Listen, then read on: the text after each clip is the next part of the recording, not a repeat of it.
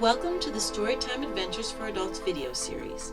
Today we will be reading Part 2, pages 100 to 104 from Songs from the Depths by Meg Swanson. Raise your voices. Take back your power. Exile be damned. We are rulers of this realm. In the days that followed, the sisters took turns keeping watch on the ship. The argument had left the sisters not speaking. Agalope welcomed the silence. She resented being tethered to this ridiculous rock that everyone had the audacity to call an island.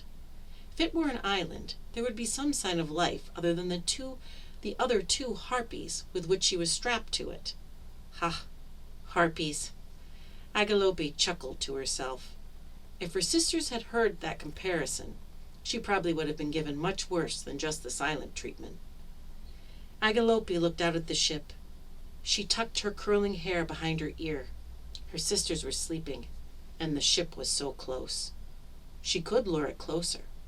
All she had to do was fly a little bit outside of their borders. It had been so long since she had flown. She looked over her shoulder to the cave where her sisters lay in their nests, built from the bones of sailors. What was the point in waiting any longer? Before Agalope could talk herself out of this dangerous move, she climbed to the highest point of the island and curled her toes over the cliff's edge. Agalope spread her arms and felt her wings follow suit. Goddess, it felt good to stretch her wings all the way out. Since being banished to the island, Peisinoe hadn't let them do anything with their wings other than pad their nests with the feathers they shed. Flying was out of the question because the temptation to leave their territory was too great.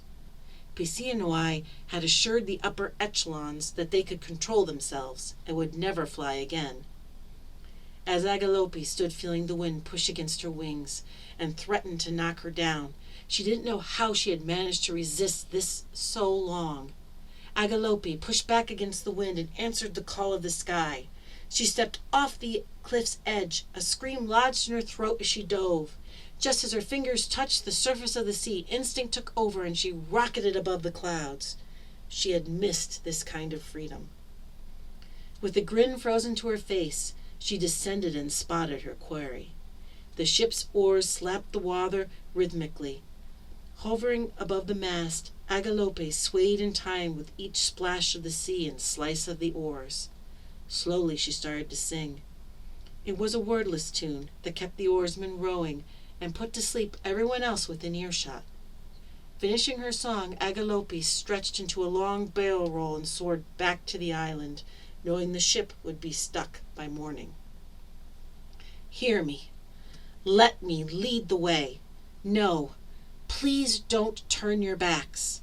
I give you everything, and am met with silence. Just as the sun crested the horizon, the ship became wedged on the rocks in the shallows surrounding the island.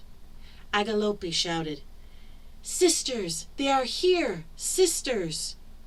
She heard the clacking of bones hitting against each other as her sisters rose from their nests and made their way slowly out of the cave. "What?"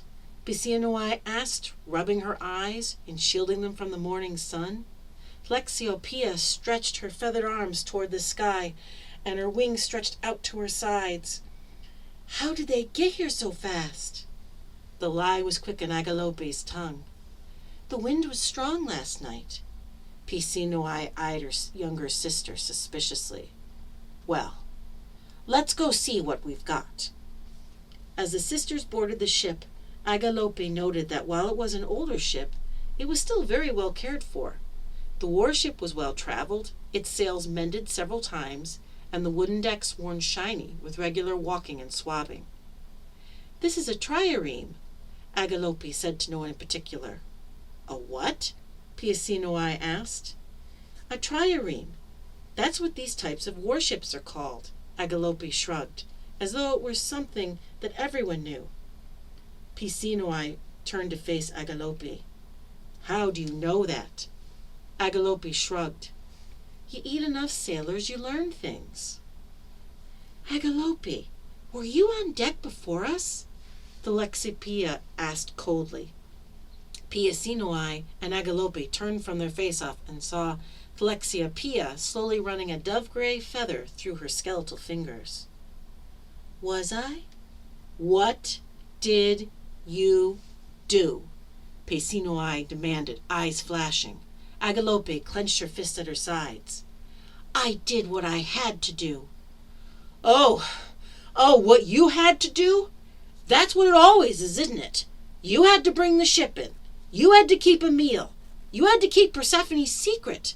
What do you think would have happened if Poseidon had heard you? If he had heard me, well, I guess you would be down a sister. Peisinoe took a step forward and grabbed Agalope's arm. Is that what you think? That he would just kill you? Only you? Do you even know what I had to? Hello? Is someone up there? Both sisters started at the faint voice from beneath their feet. What the Hades was that? Peisinoe whispered harshly. How should I know? Agalope wrenched her arm free and looked for where a trapdoor might be. I think we've hit some rocks. Water is filling the brig. Agalope found the door and yanked hard. Peisinoe stood by fuming. Why isn't he under your spell? I was singing quietly. I didn't want to wake anyone. All at once the trapdoor gave way, and Agalope tumbled backwards on the deck. A man crawled out of the brig, dripping seawater all over Agalope's feet. Wow, thank you. I didn't think any... He stopped abruptly, as he realized that his saviors were not saviors at all. Sirens! The man exclaimed as he turned and ran. This was part 2, pages 100 to 104 from Songs from the Depths by Meg Swanson. We will continue reading part 2 next week. If you can't wait until then to hear how the story goes, feel free to purchase the book at www.megswanson.me. If you would like to contribute to this series, please feel free to become a patron on Patreon. Details for joining are on my website, www.reneeannhughes.com, and also please subscribe to this YouTube channel so you won't miss any new videos. Goodbye, and thanks for listening.